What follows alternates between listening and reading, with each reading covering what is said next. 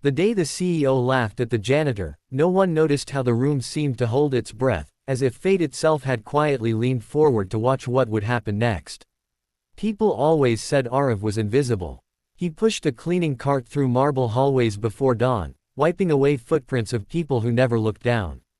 He knew the building better than anyone, the echo of the elevator doors, the quiet hum of servers, the way the city lights blinked through glass walls at night. Yet to the employees rushing past him, Arav was just the janitor, a background figure in a tailored world. That morning, the company gathered on the rooftop helipad for a publicity shoot. It was meant to showcase innovation, leadership, and ambition. Maya Verma, the CEO, stood at the center, sharp suit, sharper eyes, confidence carved into every step.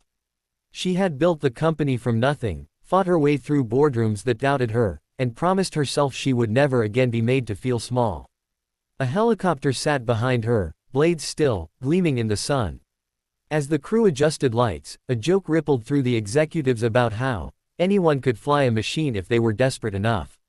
Laughter followed. Someone pointed at Arav, who had been told to clean the helipad before the shoot. "Hey," Maya said casually, not cruelly, at least not intentionally, "you fly this helicopter, and I'll marry you." The laughter exploded louder this time. Cameras rolled. Phones came out. Arav froze, mop in hand, his face calm but unreadable. He had heard jokes before, insults too, but something about this one landed differently. Maybe because it came from someone the world admired. Maybe because it echoed a promise he once made to himself. He didn't laugh. He simply looked at the helicopter. "I can't," he said quietly. The laughter slowed, then returned, louder, sharper. Someone clapped sarcastically. Maya raised an eyebrow, half amused, half annoyed. "You're serious?" Arav nodded. "Give me permission." The pilot chuckled. "Kid, do you even know what you're saying?" Maya crossed her arms. "This isn't funny anymore. Get back to work." Arav met her gaze, steady and respectful. "You said if I fly it." The room fell awkwardly silent. The PR manager whispered that it could go viral.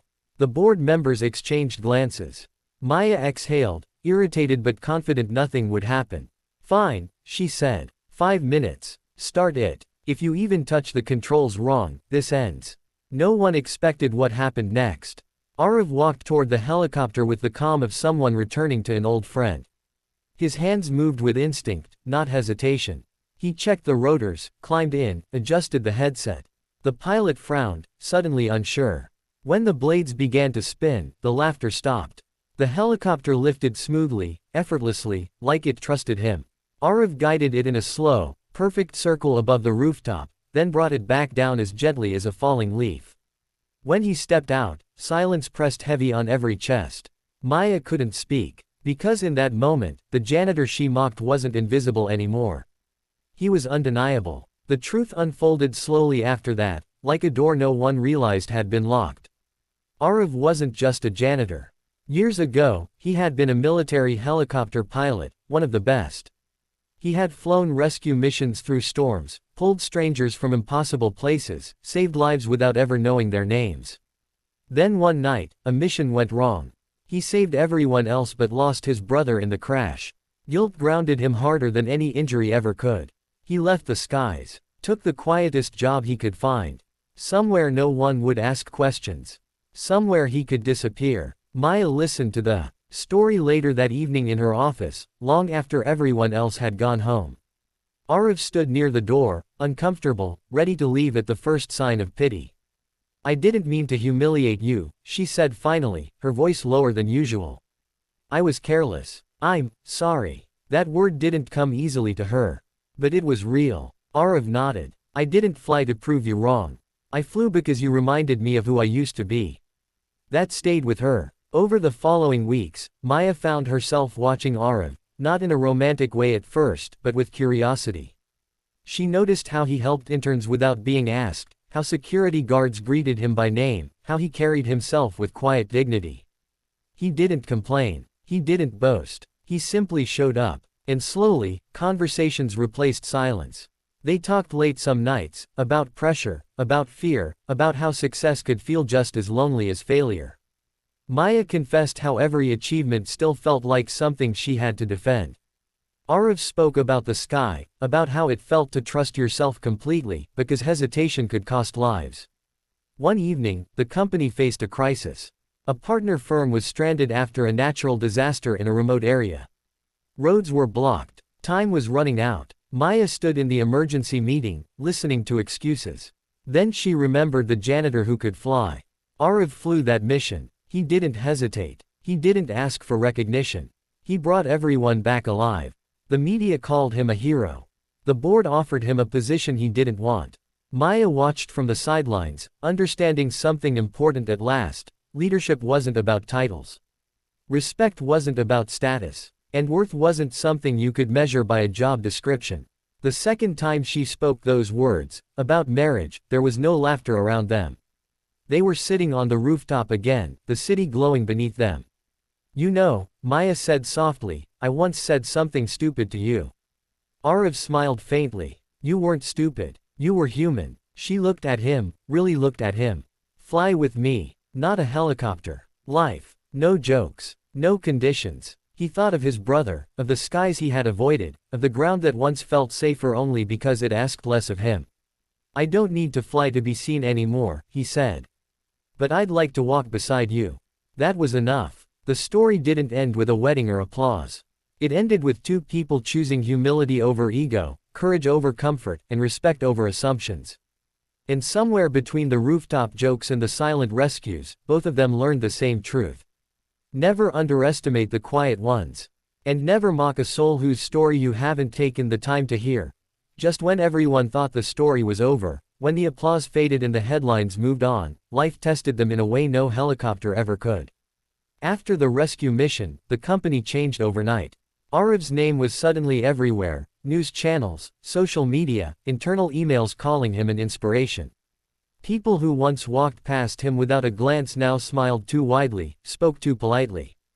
Promotions were offered, interviews requested, a corner office was suggested. Yet Arav felt more uncomfortable than proud, as if the noise was trying to pull him back into a sky he wasn't sure he was ready to claim again. Maya watched this quietly. She saw how fame weighed on him, how he still arrived early and left late, choosing the same simple clothes, the same quiet routines. She realized something unsettling about herself too. For years, she had believed control meant strength. But standing beside Arav, she began to see that true strength was knowing when to let go. The board, however, saw things differently. They wanted Arav as a symbol. A brand story. From janitor to hero, tested well with investors. During a closed meeting, they pushed Maya hard. Make him the face of the company. Put him on stage. Turn his past into a product. Maya said no. That single word shocked the room. Later that night, she found Arav on the rooftop, staring at the city lights. They want to use you, she said honestly. I won't let them. Arav didn't turn around. I've been used before. I survived it once. But I don't want that life again. Silence stretched between them, not awkward, just heavy with things unspoken. I don't need saving, he added. But, thank you for choosing me anyway. That was the moment something shifted, not romance, not yet, but trust. Days later, the real test arrived. A mechanical failure grounded the company's emergency aircraft fleet during another regional crisis. Time was slipping. Lives were at risk again. Engineers argued. Executives panicked. Maya stood alone in her office, the weight of every decision pressing into her chest. She could ask Arav to fly. But this time, she didn't. She went to him and said, I won't ask you to do this. If you say no, it ends here. Arav studied her face and saw no challenge, no ego, only respect. I'll fly, he said quietly. Not because I'm expected to. Because I choose to. The mission was harder than the first. Storms cut visibility. Wind battered the aircraft. At one point, alarms screamed through the cockpit, echoing memories Arav had buried for years. His hands trembled. His breath caught. For a brief, terrifying second, he almost turned back. Then he remembered something Maya once told him late one night, fear doesn't mean stop. It means slow down and listen.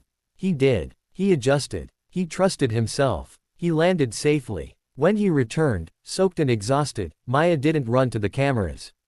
She walked straight to him, ignoring everyone else, and said only, I'm glad you came back. That mattered more than applause ever could. Weeks passed. Life settled. The company repaired its fleet. The crisis ended. And quietly, without announcements or promises, Arav began training new pilots. Maya restructured leadership programs, insisting every executive spend time in roles they once overlooked. People noticed the change, not just in policy, but in culture. One evening, as the sun dipped below the skyline, Maya and Arav sat on the same rooftop where it all began. No cameras, no laughter, just the soft hum of the city. "You never asked me about that joke," Maya said suddenly. Arav smiled. "I didn't need to. But I need to say this," she continued. "That day, I didn't see you. And that scares me more than any mistake I've made." He looked at her then, really looked at her. "You see me now." She nodded. "And I see myself more clearly too." She took a breath, unguarded, vulnerable in a way no boardroom had ever demanded of her. "I don't want a promise made in mockery. I don't want conditions. I want a partnership, where we challenge each other, protect each other, and never forget where we started." Arav didn't answer immediately. He thought of the ground he once hid on, and the sky he once feared. He thought of the janitor he became and the pilot he never stopped being. "I won't marry a title," he said gently. "Or an image." Maya smiled, eyes shining. "Good. Because I'm just a woman who once made a terrible joke, and learned a lifelong lesson." He reached for her hand, not dramatically, not for show. "I'll stay," he said.